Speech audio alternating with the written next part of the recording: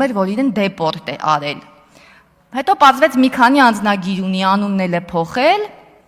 եւ կարծում եմ դուք նրան չեք ճանաչի, պարոն Կարապետյան, այդ մարդուն ոչ էլ ձեր հայրը կճանաչի, ոչ էլ ուղարկողները կճանաչեն։ Ու այդ մարդկանց մեջից մարդ էլ կար, որ հաջորդ ընտրությունների օրը գնացել էր էլի վախշ դժություն էր սարքել բանում, Մեծավանի ընտրատեղամասում, հետո ոստիկանական ուժեր եկան բան, էլի տհաճ պատմություն եղավ։ Այնպես որ մեծավանցիներին ոչ ոք չի վիրավորել, պարոն Գևորգյան, պետք չէ լինել ավելի տաշիցի կամ ավելի մեծավանցի, քան Նարեկ Կարապետյանը։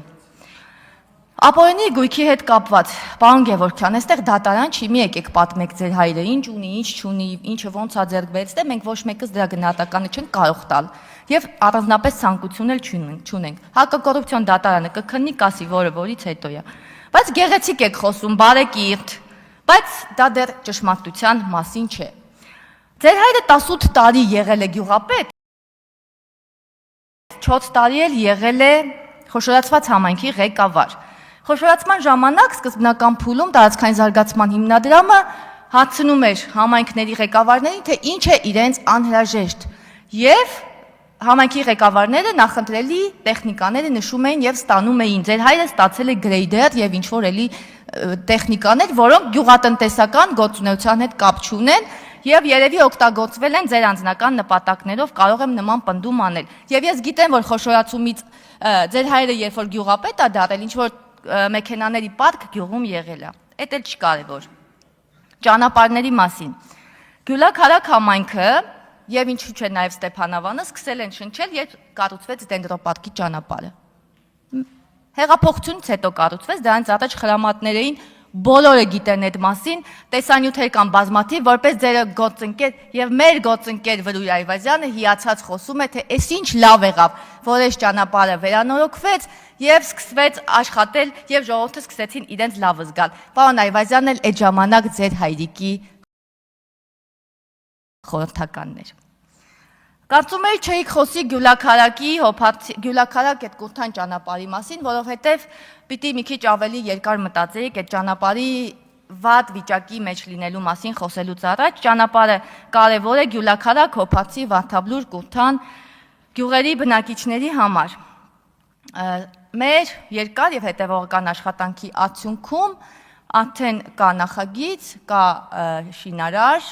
ճանապարհի հարցը շուտով կլուծվի, մոտ շուրջ 8 միլիարդ դրամ է արժենալու ճանապարհի հիմնանորոգումը, ճանապարհը հիմնանորոգվելու է Գյուլաքարակից մինչև Կուրթան, հետո Կուրթանից իջնելու է եւ միանալու է միջպետական M6 մայրուղուն։ M6 մայրուղուն է միանալու եւ հնեվանքն է ընդգրկելու, արևածագի ձորը բոլորի կողմից շատ սիրելի, բայց գիտեք ինչի եմ սա շեշտում, որովհետև ձեր հայրիկների, պարոն Կարապետյանի, ձեր կառավարման ժամանակ, պարոն Կարապետյանի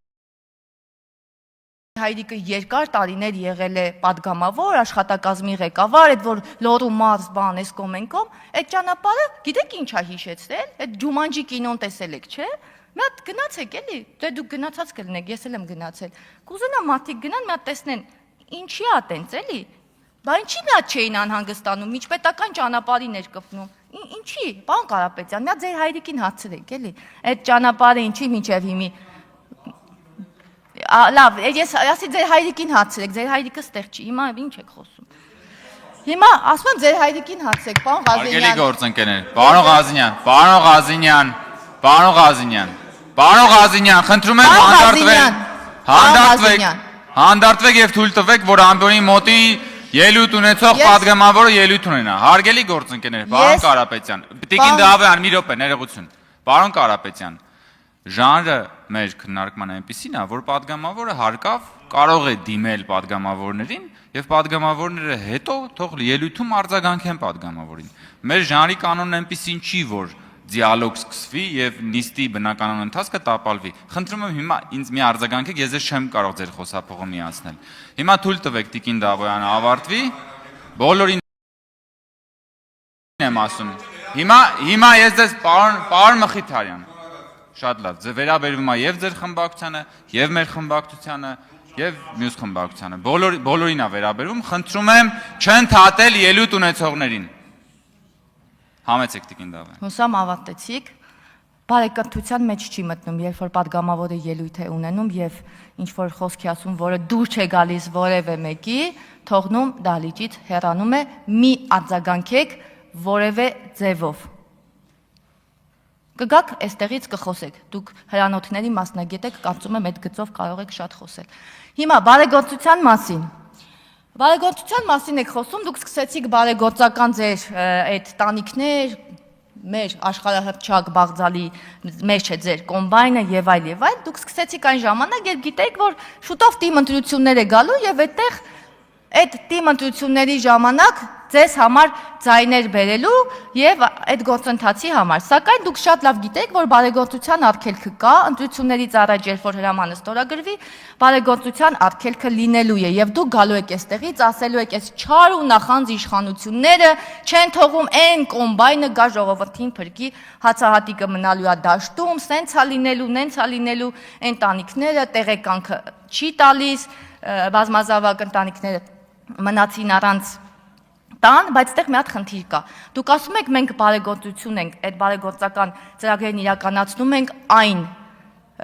տարածքներում, որտեղ մենք շատ ձայն ենք ստացել։ Պատկերացնում եք նման իրավիճակ։ Հայաստանի Հանրապետության կառավարությունը նստում է, ասես ցուցակով հանում է,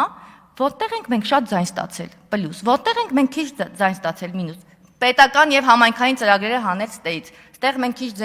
քիչ ձայն ենք ստացել։ Այս քաղաքացիներին պիտի պատժել։ Դուք լուրջ եք ասում։ Սա բիզնես մտածելակերպ է։ Սա գիտեք ինչի մասին է։ Սա նրա մասին է, որ դուք շեշտը դնում եք որտեղից ինչ ոնց, հիմա էլի ինչ որ բաներ անենք, որ կարողանանք ձայն տանենք։ Սա պետական մտածողություն չի։ Սա հասարակ բիզնես մտածողություն է։ Եվ սրա հետ կապված մի հատ բան էի ուզում ընթերցել, այն որ ասում են կառավարությունը մենակ է թողել գյուղատնտեսությունը եւ այս ձեր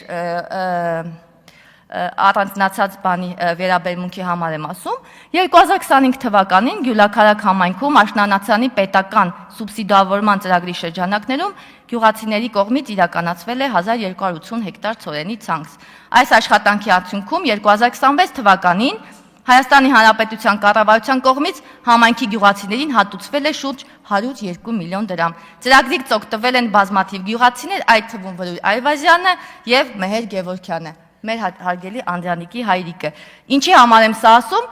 մենք չենք տարանջատել երբեք։ Քաղաքացին դիմել է, ստացել է ծրագիր, քաղաքացին կլինի ընդդիմադիր, քաղաքացին կլինի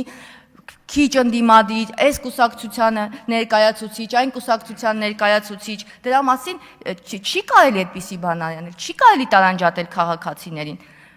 Հետևաբար, ներողության մասին, պարոն Գևորգյան, Էդգար Ղազարյանը ներողություն խնդրեց, իսկ դուք որևէ մեկը տեկակ ներողություն խնդրեցիք, երբ որ Էդգար Ղազարյանը ներողություն կխնդրի սակրավորների ընտանիքներից, երբ որ Էդգար Ղազարյանը շատ իրեն վատը զգալով ներողություն կխնդրի եւ ցանկանում էր սակրավորների մահը, այն ժամանակ ձեզնից յուրաքանչյուրը բարեկրթության սահմաններ